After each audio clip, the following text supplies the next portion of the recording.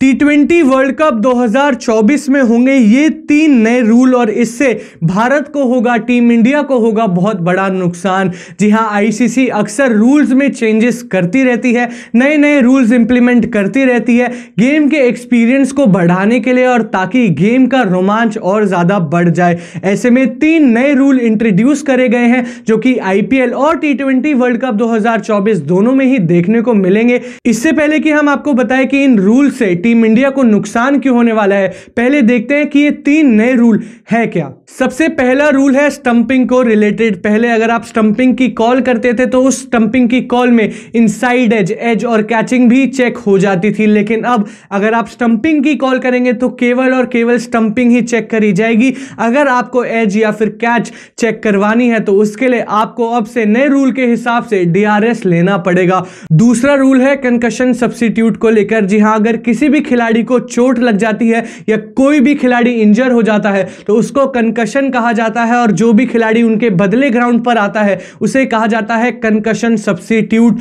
और अब नए रूल्स के हिसाब से कंकशन सब्स्टिट्यूट बॉलिंग नहीं कर सकते। जी हां, जो सब्स्टिट्यूट आएंगे वे बॉल नहीं डाल पाएंगे। और दूसरा इसी में ही एक एड ऑन रूल है कि जो फिजियोज आएंगे इंजर्ड खिलाड़ी को देखने, उनके पास केवल और केवल 4 मिनट का समय होगा अपना फाइनल डिसीजन देने के लिए।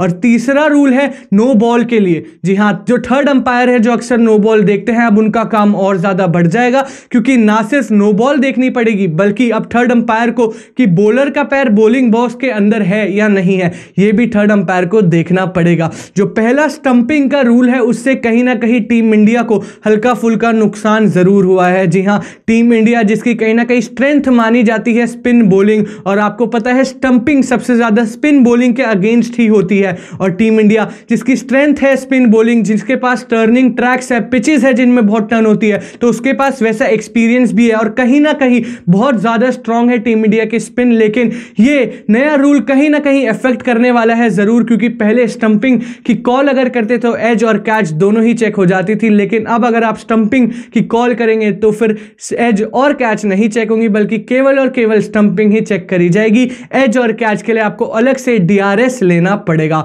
बाकी आप अपना ओपिनियन इस बारे में बता सकते हैं कमेंट सेक्शन में। तब तक के लिए देखते रहिए तूफान स्पोर्ट्स। Like share subscribe. तूफान स्पोर्ट्स।